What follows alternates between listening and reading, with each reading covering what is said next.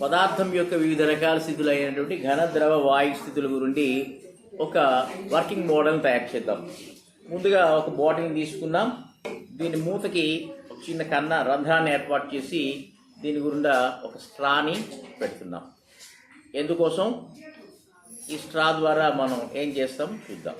Okay, అలాగే కొన్ని థెర్మోకాల్ బాల్స్ని తీసుకొని ఇందులో వేద్దాం.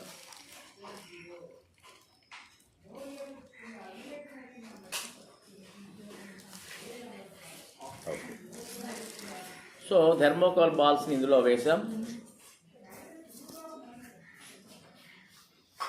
తర్వాత ఏం చేస్తాం? Look here.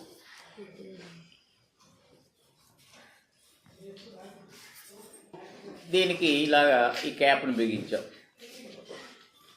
గమనించండి, ఒక పదార్థంలో అణువులు ఉంటాయని మనకు తెలుసు.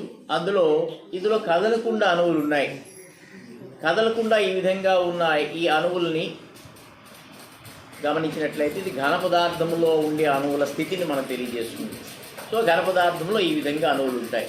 ఇప్పుడు మనం చూడండి ఏం చేస్తున్నాను నేను నెమ్మదిగా.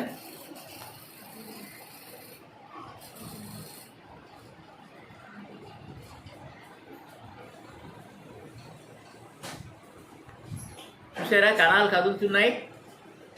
మరలా చూడండి, మధ్యలో ఫోటో. సో ఈ విధంగా కణాలు కదులుతూ ఉంటే ఏమనిపిస్తుంది మనకి? ద్రవ స్థితిలో ఉండేటటువంటి పదార్థంలో అణువులు ఆ విధంగా కదులుతూ ఉంటాయి. ఇప్పుడు చూడండి బాగా.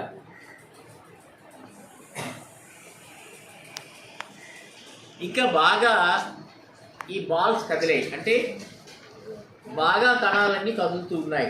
ఏ పదార్థంలో కణాలు ఎక్కువగా కదులుతూ ఉంటాయి? వాయు స్థితిలో ఉన్నటువంటి పదార్థంలో. సో కణాలు ఎక్కువగా కదులుతున్నాయి అంటే అది వాయు స్థితిలో ఉందని, తక్కువ కణాలు కదులుతున్నటువంటి స్థితిని ద్రవ స్థితి అని, అసలు కదలకుండా ఉన్న స్థితిని ఘన స్థితి అని మనం తెలుసుకోవచ్చు. చూడండి, మరొకసారి చూపిస్తాను. వాయు స్థితిలో అణువులు ఏ విధంగా కదులుతూ ఉంటాయో.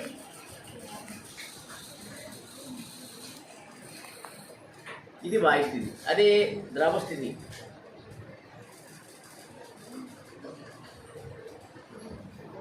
ఇప్పుడు చూడండి, ఎటువంటి కదలిక లేకుండా ఉన్నటువంటి ఈ కణాల స్థితిని ఘన స్థితి అని చెప్పుకోవచ్చు.